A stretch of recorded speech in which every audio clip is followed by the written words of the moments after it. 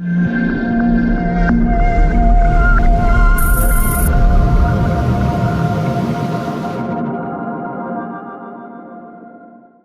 to you by DCP Player version 2, available now. Hi, this is James Gardner, the Cine Tech Geek, and today I'm at the Australian International Movie Convention with Clint Cook of USL.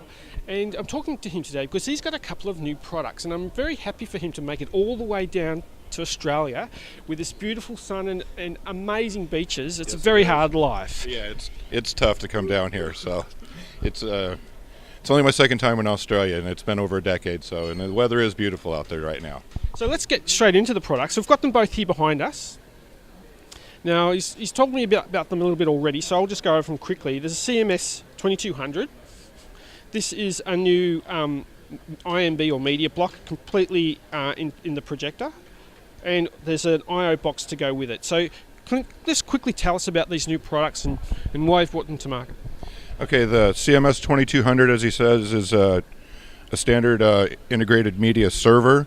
It has 4 solid-state storage drives built on top of it, which you can see right there. The bottom board is, again, a standard IMS, and the top board is the storage area for it. It's a server that plugs directly into the projector. It's all in one. There's no outside storage unit needed. So that's really good. So because it's in the projector, usually it's a lower cost of ownership because you don't need that big bulky external server, etc. So that's a really good way. It's basically, I call it the third generation of media blocks, because initially you had the ones, then the internal media blocks, and now everything is in the projector. So it's a really good high performance product. I understand it's very good for the high frame rate and all that sort of stuff is supported. Yes, it does high frame rate, 3D, 2D, all of it's supported. It's DCI compliant. It's been FIPS tested. We've done all the testing proper. The solid-state storage drives are not susceptible to any heat issues from the inside of the projector. Any of the micro vibrations or anything like that from the projector are not going to hurt the solid-state storage, which the mechanical drives will. Mechanical drives will fail over a shorter period of time. We don't know exactly how long the solid-state drives or the solid-state storage will last, but it's definitely going to be a lot longer than any mechanical drive will. Secondly, we've got another product. I find this product very important. It's usually overlooked in most installations, and that's this product called the CMSA100. Now, I've gone over the specs, and I actually know just as much about this as Clint, because it's such a new product.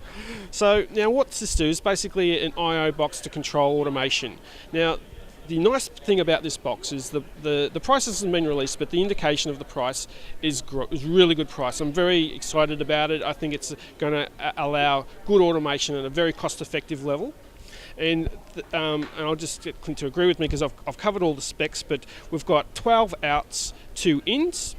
We've got 2 of the outs can take 240 volts, so you could potentially turn equipment on and off with two of those, which is great for automation. So you can turn off your amps or something like that, possibly. Yep. Yes. Exactly right. So, and as you can see here, it's got LED lights above all the buttons, so you can actually got state. So you can actually look at it and see the state of what buttons were pushed last.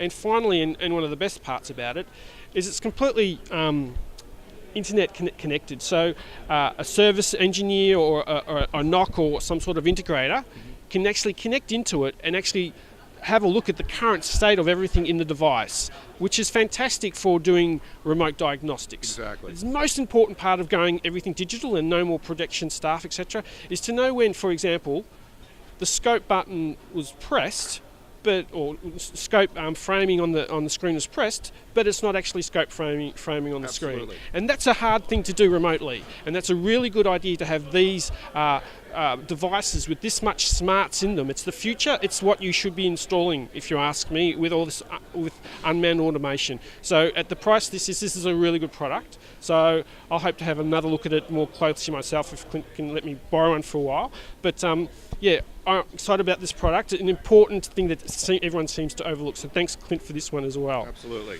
Anyway, thanks, Clint. Thanks for coming to Australia. I appreciate it. And this is Clint from USL and James Gardner, the Cine Tech Geek at Australian International Movie Convention in 2013. Bye for now.